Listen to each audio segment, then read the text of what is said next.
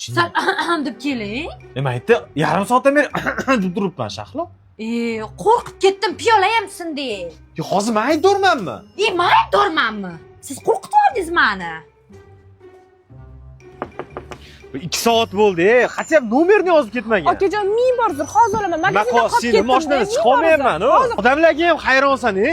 Nima baqirasiz? Ayol kishi ekan, ishi bilan kirib ketgandir. Shahlo 2 soatdan beri kutib o'tiribmiz birga. Nima qildi aytyapti-yu, sharoitini tushuntiryapti. Baqiraverasiz, yuring. She, onasini emsa bu kim tomon bu? Hozir shunda yana men aytdormanmi? To'xta.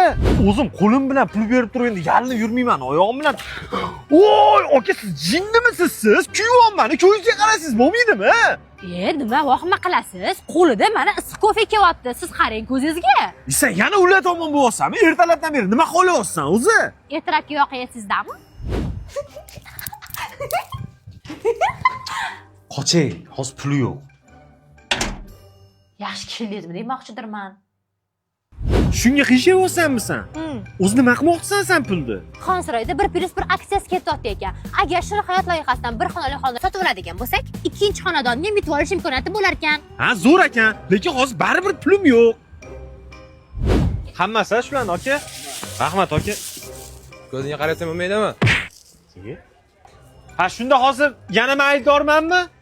Конечно. Voy aka, uzr. Mani orqam borib oyog'ingizga tegibdi. Xola siz ikkinchi oyog'ingiz bilan ham teping.